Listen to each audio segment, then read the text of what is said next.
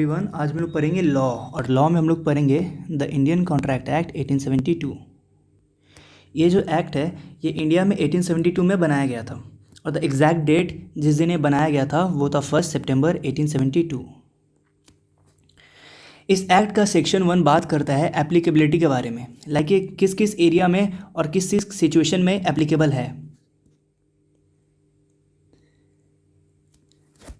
पहले तो ये सिर्फ मतलब except the state of Jammu and Kashmir हर जगह एप्लीकेबल था, पर अब ये जम्मू एंड कश्मीर में भी एप्लीकेबल है।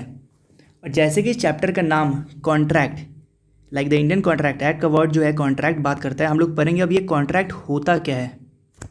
तो कॉन्ट्रैक्ट समझने के लिए आप लोगों को पहले दो चीज़ समझना पड़ेगा। पहला, अग्रीमेंट क्या होता है, दूसरा इन्फोर्सेबल बाई लॉ क्या होता है। तो आपको एग्रीमेंट समझाने के लिए एक छोटा सा एग्जांपल लेता हूँ मैं। ये है ए, ये है बी। ओ सॉरी, बी तो बनाने भूल गया, एक मिनट।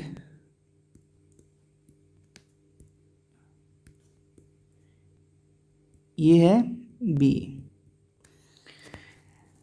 अब ए है जो ए बी को ऑफर देता है,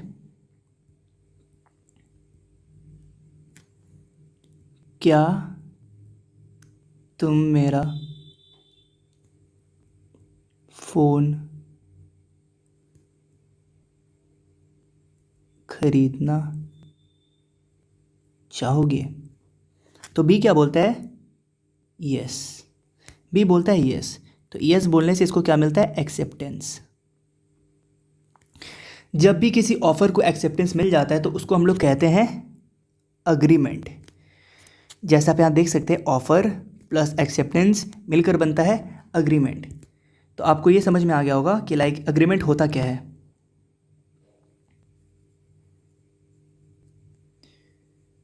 अब मैं आपको समझाऊंगा इन्फोर्सेबल बाय लॉ क्या होता है। मान लीजिए कि ये हमारे फिर से ए, ये फिर से बी।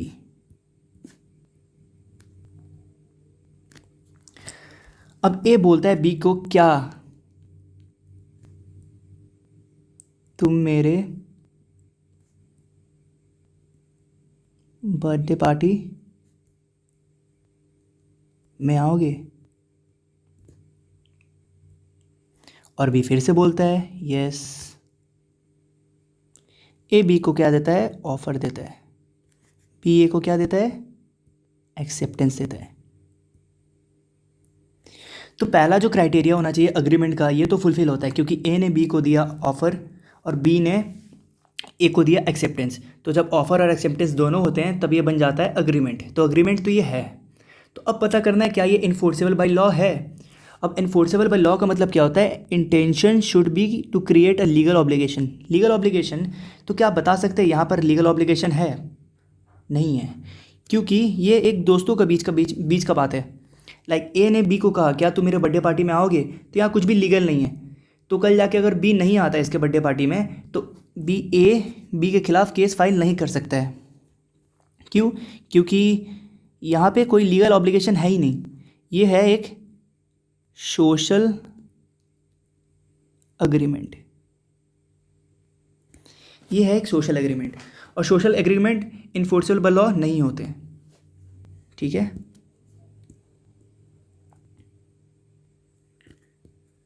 अब आप पूछिएगा कि लाइक मैं तो आपको बता दिया कि सोशल एग्रीमेंट इन्फोर्सेबल लॉ नहीं होते, तो इन्फोर्सेबल लॉ होते क्या हैं, आपको वो भी बता देता हूँ मैं। ये है ए, ये है बी। ए बी को बोलता है, नहीं इस बार बोलता नहीं, इस बार मैं आपको ड्रॉ करके दिखाता हूँ।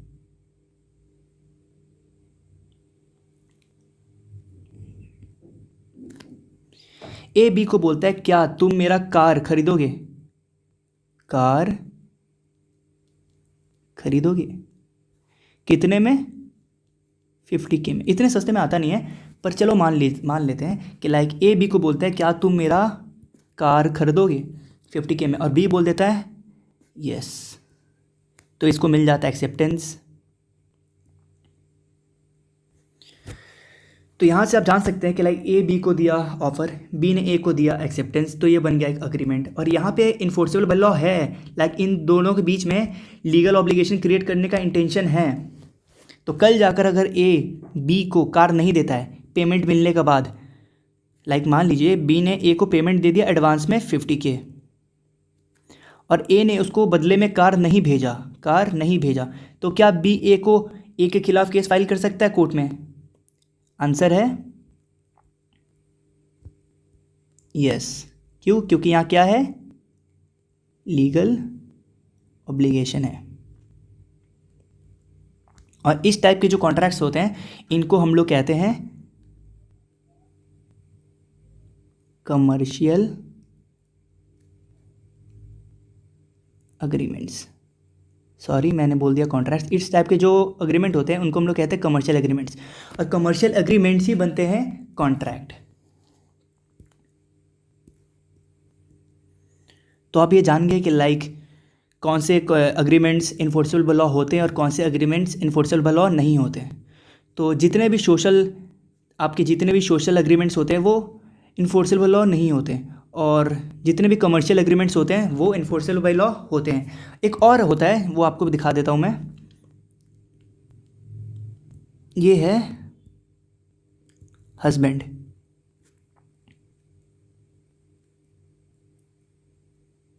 ये है वाइफ। हस्बैंड वाइफ को बोलता है कि लाइक ये ऑफर देता है वाइफ को कि मैं आपके लिए क्या लाऊंगा, नेकलेस। और वाइफ बोल देती है ओके, वाइफ बदले में क्या बोलती है, ओके। तो ये अग्रीमेंट को मिल गया, लाइक ये जो ऑफर था ऑफर को मिल गया एक्सेप्टेंस, तो ये बन जाता है एक अग्रीमेंट। तो ये बन गया। पर क्या ये कॉन्ट्रैक्ट बना? नहीं, क्योंकि यहाँ पे कोई लीगल ऑब्लिगेशन फिर से नहीं है, ये घर का मामला है, और इस केसेस को हम लोग कहते हैं डोमेस्टिक अग्रीमेंट्स।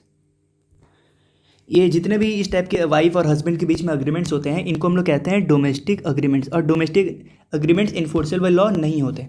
तो यहाँ पे अग्रीमेंट तो बन गया पर इन्फोर्सेबिलिटी मिला नहीं। यहाँ लिख देता हूँ मैं, अग्रीमेंट मिल गया पर क्या इन्फोर्सेबिलिटी मिला उसको? नहीं। तो एक कंडीशन सेटिस्फाइड, एक कंडीशन नॉट सेटिस्फाइड, तो क्या ये कॉन्ट्रैक्ट बना? नहीं। तो कॉन्ट्रैक्ट बनने के लिए दोनों ही कंडीशंस होना एसेंशियल है।